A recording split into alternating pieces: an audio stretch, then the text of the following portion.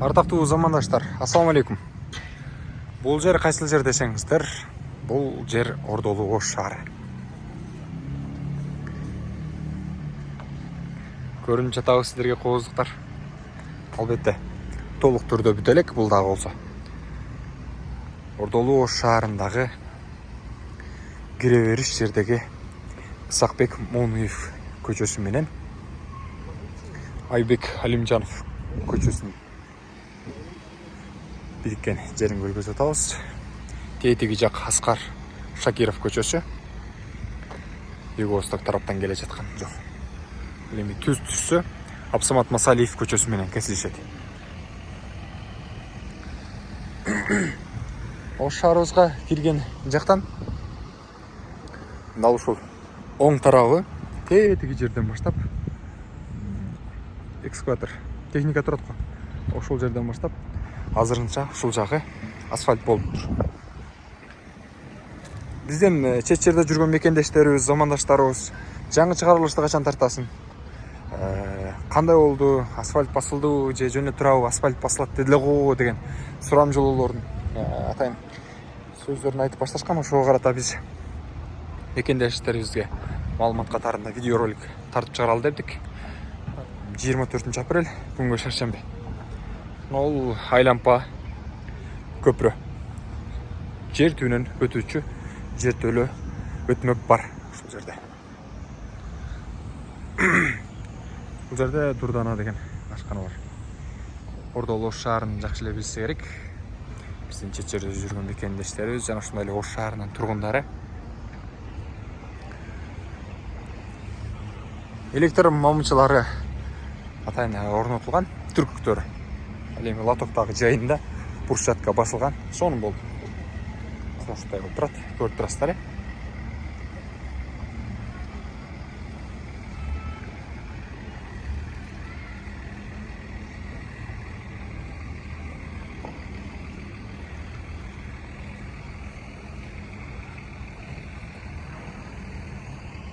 Бул жакта могул Кара кыз кафеси тагыраагы Пашнянын бүтө өрүш жерине чейин асфальт болуп тур. Могул жерге чейин. Көрүп турасыздар. Анан бул жактарды кийинки жактарын дагы да улантып жасашат экен. Азырынча ушул жактары болуптур.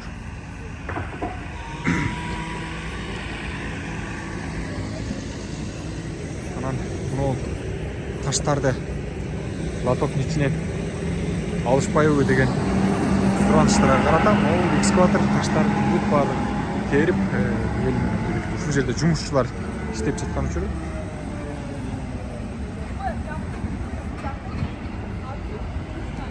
бул жактан асфальт могул жерге чейин басылган.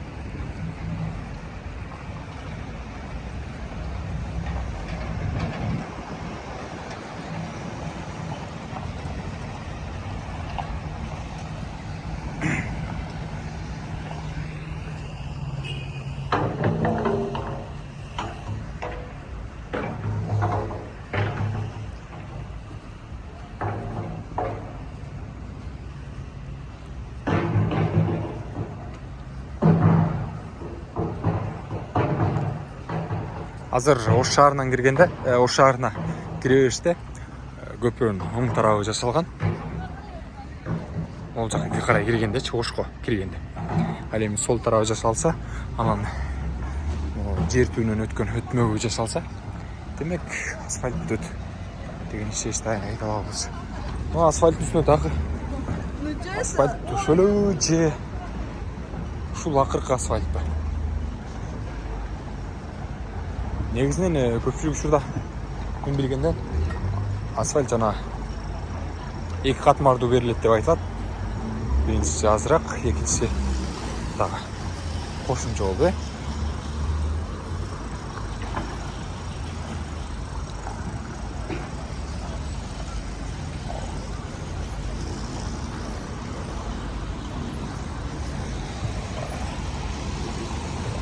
Анан бул жакта капшколоо иштери бүтүптүр. Тооздо. Кафеде жакта.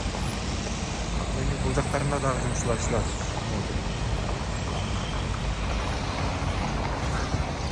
Түшүп кетесиң бул жагыраак бас. Байлы.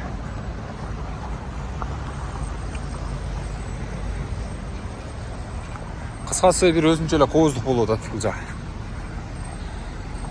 Өзгөрүү болуп.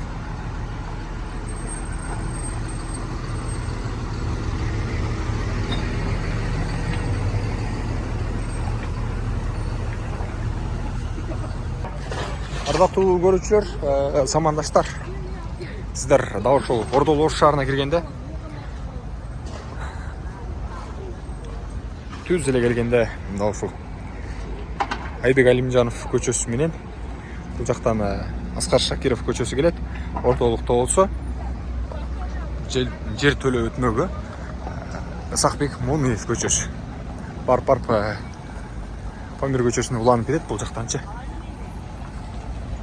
Анан азырынча могул биринчи слой деп айтылат го. Биринчи катмары берилет экен. Андан кийин болсо асфальт. Кийин ортолук берилет экен. Мен түшүнүгүм боюнча. Алган маалыматыма караганда. Жер төлөө өтмөгө.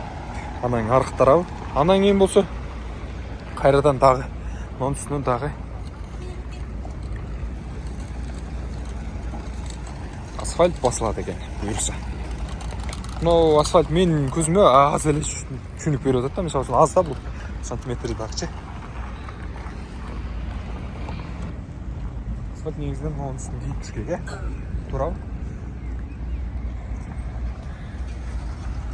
Жумуштан бошоп эми саат 6-дан кийин тартканга жетишип олтурам. Ардактуу кыргызстандыктар, сиздерге да туура маалымат бергенге аракет кылдым десем болот. Дээрлик көрдүңүздөр, ушул жак асфальт басылды. Буюрса кийинки жактардагы асфальт басылат. Ал эми жолдун четиндеги тротуарлар бишип бүткөн. Жолду жарыктандыруу деле даяр экен. Болгону ушул асфальт басылса, ушул дээрлик кылпай сөйт. Зымырап эле жүрүп калат экен асфальт, көрдүңүздөр да? Кетти могу. Тулпа.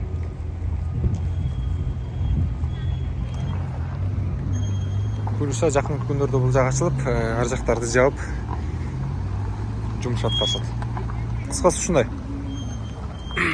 Ош шаарында жаңылык.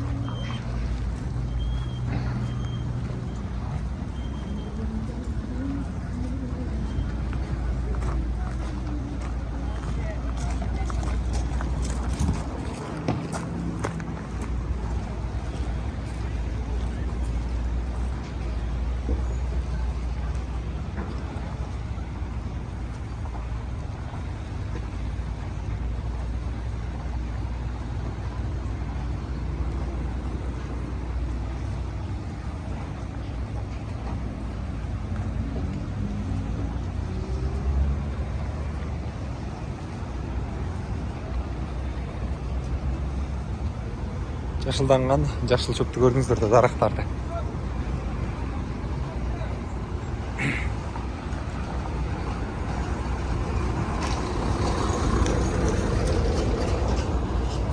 Чет жерде жүргөн мекендештерге аябагандай бир сонун бир нерсе тартууланып жатса керек. Анткени Ордол Ош шаары жаңыланып жатат деп сүйүнүп жатса керек.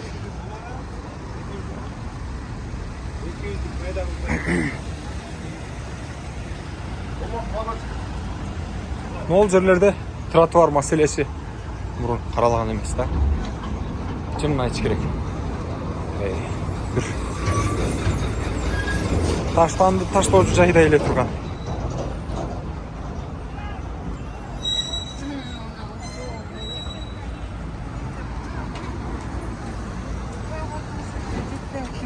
алдым.